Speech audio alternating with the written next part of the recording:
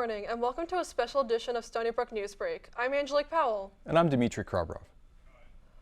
Palestinians in Gaza are recovering after a hospital explosion yesterday that killed at least 500 people.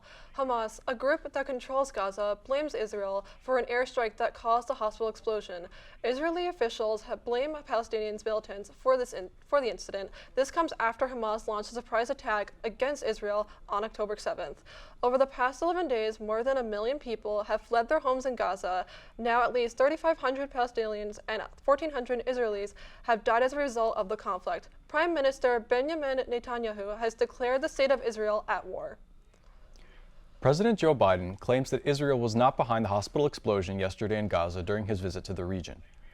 Biden and his national security team are still evaluating the attack that killed at least 500 people. The strike comes 10 days after Hamas attacked Israel. However, Israel has already imposed sanctions and cut off food, water, and electricity to Gaza. Biden visited Israel this week in a show of American support amid the Gaza crisis. His trip was announced Monday night, accepting Prime Minister Benjamin Netanyahu's invitation. For Campus Views, our reporter Sky Crabtree interviewed some students about the unfolding crisis in Israel and Gaza. The ongoing war between Israel and militant group Hamas has quickly become one of the most divisive issues in the world. The conflict, with its complicated backstory and serious implications for millions of people, has polarized individuals across the globe and taken a serious toll on what many consider to be a fragmented American society. Our very own Stony Brook University is not immune to this division. Today, I spoke with multiple Stony Brook students to get their views on the conflict and on the division sweeping through our world.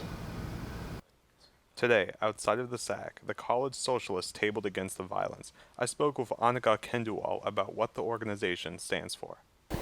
So in general, the tabling is really more broadly anti-imperialist and anti-war. But more specifically, we are trying to table to bring attention to the fact that the U.S. sends billions of dollars annually to Israel, funding its military campaign to really eradicate Palestine, and we're trying to bring more awareness to the issue, and also not just awareness, but I'm pretty sure people are already aware of this, but also the fact that tons of people in Gaza are being bombed right now, and it's such a huge humanitarian issue, and it seems like a lot of people around here would like to care, but they don't know exactly how they can do anything about that, and so that's why we're tabling today, to show people, what they can do, and to show at least that there's, we do have a different voice here.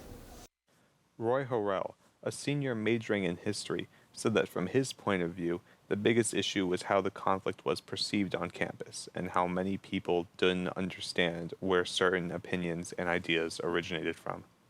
There's many opinions going around and not enough attention and care going into understanding where these opinions come from and what motivates them. That is very much present when you look at the different flyers that are going around and the different opinions that are being tossed around in classes. And it is very, very much obvious that people need to pay much more attention when it comes to the sources that they see.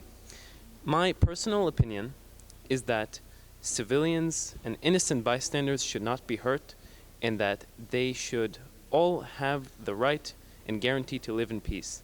That is currently being denied both on the Israeli side and the Palestinian side by one single group, and that is Hamas.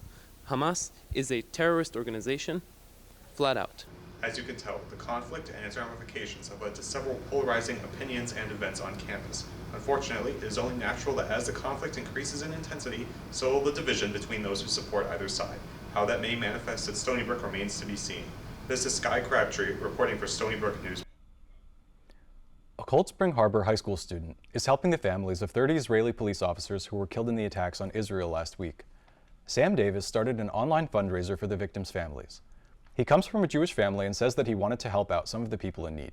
The fundraiser has raised over $40,000 so far, and its goal is set at $100,000. The money will be given to Israeli police by a nonprofit law enforcement officer support group based out of Island Park. That's it for this week's special edition of Stony Brook Newsbreak. I'm Dmitry Krabrov. And I'm Angelique Powell. Have a great week.